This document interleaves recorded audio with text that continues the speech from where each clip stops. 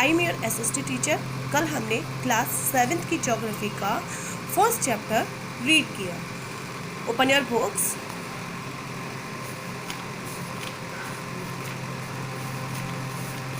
First chapter था environment, पर्यावरण। तो हमने कल ये चैप्टर कहाँ तक रीड किया था? यहाँ तक कंप्लीट कर दिया था। तो आज मेरा जो न्यू टॉपिक है वो है नेचुरल एनवायरनमेंट। इट मीन्स प्राकृतिक पर्यावरण। प्राकृतिक पर्यावरण जैसा कि land, water, air, plants and animal comprise the natural environment. कि भूमि, लैंड मीन्स भूमि, वाटर मीन्स जल, एयर मीन्स हवा, प्लांट मीन्स पौधे, एनिमल्स मीन्स जानवर। तो भूमि, जल, वायु, पेड़ पौधे और जीव जंतु मिलकर क्या बनाते हैं? पर्यावरण बनाते हैं। नेक्स्ट है, यहाँ देख रहे हैं lithosphere, hydrosphere, atmosphere and biosphere from your previous class. कि लिथोस्फीयर, हाइड्रोस्फीयर, एटमॉस्फेयर और बायोस्फीयर के बारे में आप पिछली क्लास में पढ़ चुके होंगे। फिर भी यहाँ दिया हुआ है तो मैं आपको उसे एक्सप्लेन करती हूँ। Lithosphere is the solid crust or the heart of layer of the earth. कि लिथोस्फीयर जो है पृथ्वी की ठोस परपति या कठोर ऊपरी परत को हम क्या कहते हैं? लिथोस्फीयर कहते हैं। इट मीन्स स्थलमंडल कहते हैं। It is made up of rocks and minerals and covered by a thin layer of soil. ये चट्टानों तथा खनिजों से बना होता है। रॉक्स चट्टानों, मिनरल्स खनिज, ये चट्टानों तथा खनिजों से बना होता है। And by a thin layer of soil, और एक मिट्टी की पतली परत से ढका होता है। नेक्स्ट है, it is an irregular surface with various landforms such as mountains, plateaus, plains, valleys etcetera. कि यह पहाड़, पठार, मैदान, घाटी आदि जैसी विभिन्न स्थलाकृतियों द्वारा विषम धरातल होता है। Landforms are found over the continents and also on the ocean floor. ये स्थलकृतियाँ महाद्वीपों के अलावा महासागर की सतह पर पाई जाती हैं। Lithosphere is the domain that provides us forest, grasslands for grazing land for agriculture and human settlements. कि स्थलमंडल वह क्षेत्र है जो हमें क्या प्रोवाइड करता है? वन का, ग्रासलैंड और for grazing land for agriculture. स्थलमंडल वह क्षेत्र जो हमें वन, कृषि एवं मानव वनस्पतियों के लिए, भूमि पशुओं के चरने के लिए घास स्थल प्रदान करता है। It is also a surface for mineral wealth. यह खनिज संपदा का भी क्या है? भाग है।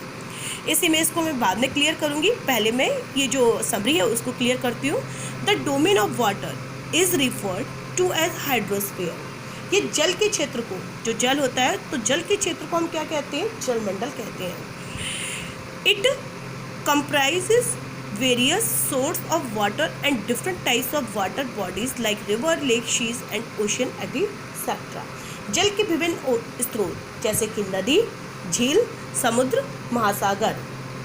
वाटर बॉडीज, जल के जो विभिन्न स्रोत है वो कौन कौन से हैं? रिवर, झील, सागर, महासागर आदि। It is essential for all living organism. जल सभी प्राणियों के लिए आवश्यक है, बिकॉज जल के बिना कोई भी व्यक्ति जीवित नहीं रह सकता।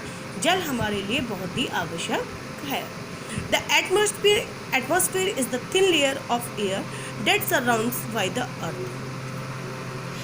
पृथ्वी के चारों ओर, जो पृथ्वी है, पृथ्वी के चारों ओर फैली वायु की पतली परत को एटमॉस्फेयर, वायुमंडल क्या कहते हैं? उसको वायुमंडल।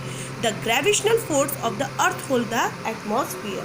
पृथ्वी का जो गुरुत्वाकर्षण होता है, ग्रेविशनल मीन्स होता है गुरुत्वाकर्षण। पृथ्वी का जो गुरुत्वाकर्षण बल अपने चारों ओर के वायुमंडल को क्या करता है? थामे रखता है। It protect us from the harmful rays and scorching heat of the sun. ये सूर्य को क्या है? ये सूर्य को झुलसाने वाली गर्मी एवं हानिकारक किरणों से हमारी रक्षा करता है। इसका हार्मफुल होता है हानिकारक, और स्कॉचिंग झुलसाने वाली गर्मी जो होती है।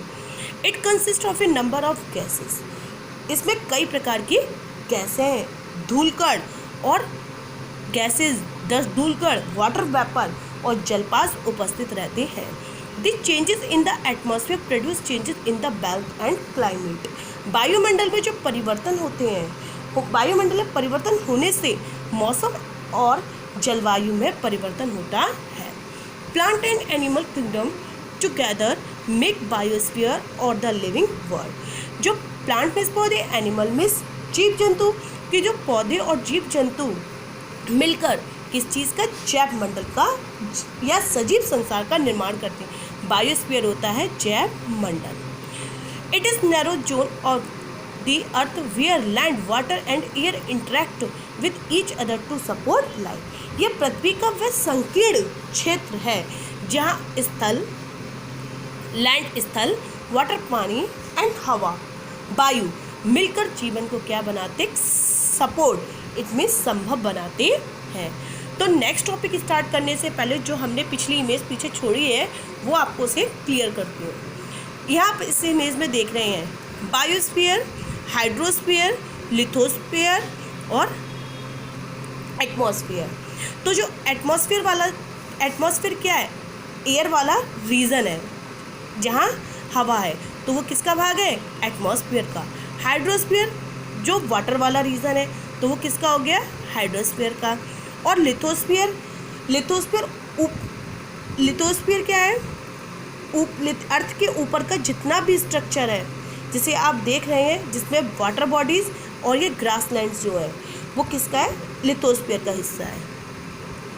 और बायोस्फीयर, बायोस्फीयर में वाटर भी होगी, वाटर भी होगा, लैंड भी होगा और एयर भी होगी। तो यहाँ पर रहने वाले जीव जंतु को जीवित रख सकते। ओके, तो आज हम केवल यहीं तक रीड करेंगे, तो आज हम केवल यहीं तक रीड करेंगे और बाकी का जो बचा हुआ चैप्टर है कल कंटिन्यू करेंगे। ओके।